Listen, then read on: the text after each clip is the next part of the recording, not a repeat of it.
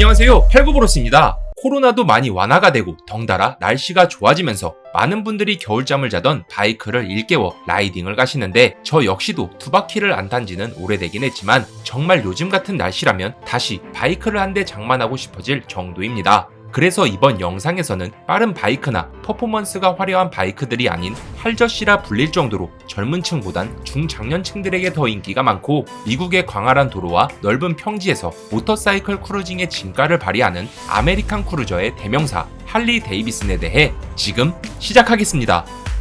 미국의 1903년 120년 전으로 돌아가 미국의 상황을 보자면 정말 많은 일들이 있었는데 1903년 당시 항공 역사를 개척했다고 할 수 있는 라이트 형제가 모든 비행기들의 조상격인 동력 비행기를 세계 최초로 성공을 하게 되었고 자동차 부문에서는 제너럴 모터스와 함께 미국 자동차 시장의 양대 산맥인 포드가 설립되기도 했습니다. 그리고 같은 시대 미국 위스콘신주의 미러키에서 탄생한 할리 데이비슨의 역사를 보자면 당시 20살이던 윌리엄 할리와 아서 데이비슨은 어릴 때부터 어디를 가던 자전거를 타고 갈 정도로 자전거를 정말 좋아했는데 특히 자전거를 타고 장거리를 갈 때면 당연히 사람의 발로 움직이는 자전거다 보니 시간 소요도 많고 지나친 체력 소모도 있었던지라 그들은 더 편하고 빠르게 달릴 수 있는 자전거를 만들어보자는 생각을 해버리게 되었죠. 사실 생각은 누구나 할 수 있지만 그 결과물을 만드는 것은 극소수뿐인데 당시 윌리엄 할리는 자전거 공장에서 일을 했기에 자전거 프레임과 페달 등 여러 면에서 자전거에 대한 이해도가 뛰어났고 반면 아서 데이비스는 철강 회사를 다녀 금형 제작 기술이 있었기에 완벽한 콤비를 이뤘던 것입니다.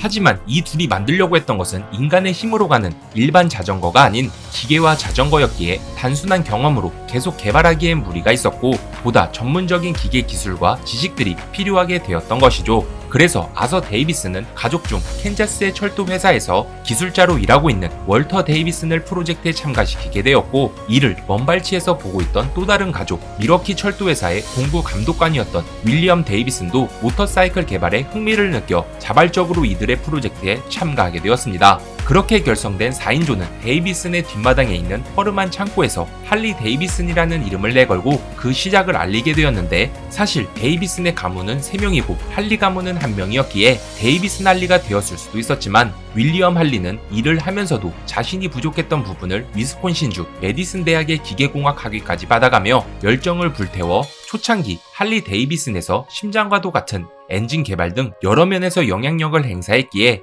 3명의 데이비슨은 할리의 이름을 앞에 사용하게끔 배려했다고 하네요. 물론 한국이었다면 혈연 지연으로 데이비슨 할리가 되었을 수도.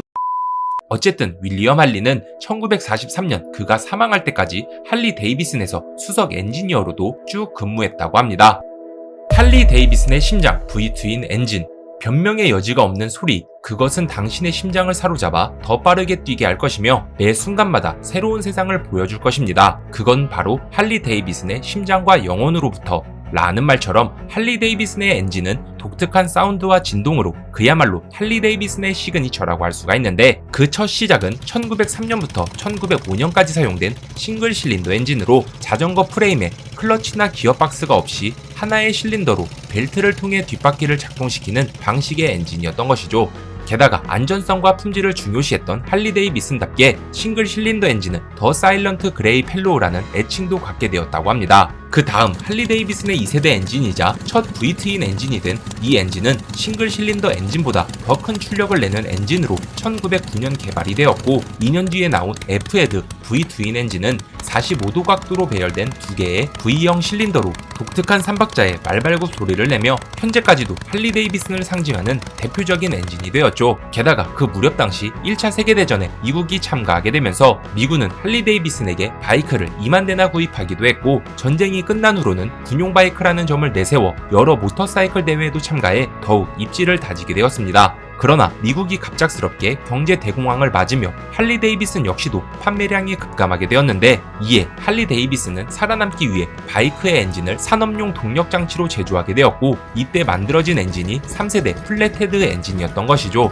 플랫헤드 엔진은 그 이름처럼 엔진 정비를 쉽게 하기 위해 상단부의 실린더 헤드를 평평히 해 분리하기가 쉽게 만들었고 그 용도처럼 이 엔진은 아직까지도 잔디 깎는 기계나 농기계 엔진으로도 많이 사용이 된다고 합니다. 여튼 끝날 것 같지 않던 경제 대공황이 끝나면서 대공황 이후로 미국 바이크 제조사는 딱 두 곳만 살아남게 되었는데 그중 하나가 바로 할리 데이비슨이었고, 그들이 살아남을 수 있었던 이유는 끊임없는 연구와 개발 덕분이었던 것이죠. 그 다음 1936년에 개발된 4세대 너클헤드 엔진은 주먹을 쥔 손을 닮아 그 이름이 붙여졌는데, 할리 데이비슨 최초로 오버헤드 방식의 밸브가 장착됨과 동시에 폐쇄순환형 오일 시스템이 처음 도입되었고, 이에 경쟁사들의 바이크보다 배기량과 성능은 향상되어 심지어 자신들이 만들었던 플랫헤드 엔진보다도 무려 출력이 48마력 증가했다고 합니다. 그리고 이때 2차 세계대전이 또 발발하면서 미군은 또 한 번 할리 데이비슨을 군용 바이크로 사용하기도 했죠. 전쟁이 끝나고 현재까지의 할리 데이비슨.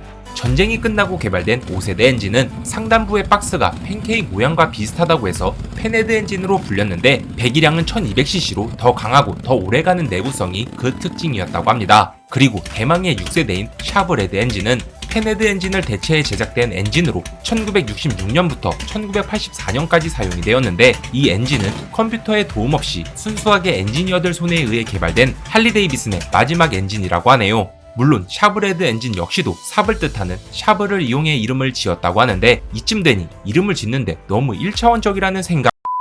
1984년 등장한 7세대 에볼루션 엔진은 컴퓨터의 도움을 받아 설계된 최초의 V12 전자장치 엔진으로 무려 7년간 연구 끝에 완성이 되었는데, 혁신적이라는 그 이름처럼 더 적은 연료를 사용하면서도 이 엔진은 더 큰 출력을 만들어냈고, 심지어 기존 엔진들보다 더 내구성이 좋아 장거리 운행에 특화된 엔진이 되었죠. 하지만 이런 혁신적인 엔진도 유일한 약점이 있었는데, 그건 오일 순환 문제였고, 이에 할리 데이비슨은 더 강한 두 개의 오일 펌프와 캠을 장착해 약점을 보완하면서 8세대 트윈캠 엔진을 1999년 선보이게 되었습니다. 더군다나 이 엔진은 200만 킬로미터 이상 혹독한 로드 테스트를 통해 만들어져 내구성이 입증되었다고 하는데, 지구 한 바퀴가 대략 4만 킬로미터라고 하니 약 50바퀴 정도를 돈셈이라 할 수가 있는 것이죠.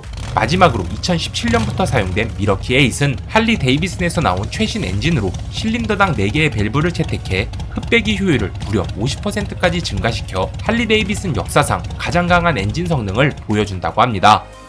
전쟁 시엔 낙후된 환경에서 튼튼한 기동력을 선보였던 할리 데이비슨. 과거에는 대회에서, 현재에는 도로에서 오로지 운전자들의 니즈를 파악해 사람을 위한, 사람에 의한 바이크를 제작하던 할리 데이비슨의 이야기는 여기까지이며, 비록 현재 유럽과 일본의 모터사이클보다 그 입지가 좁아져 위기가 있긴 하지만, 그 위기를 기회로 바꿔 120여 년이라는 긴 시간 동안 달려온 할리 데이비슨이 더욱 멋진 제조사로 발전하길 바라며 이번 영상 여기서 마치도록 하겠습니다.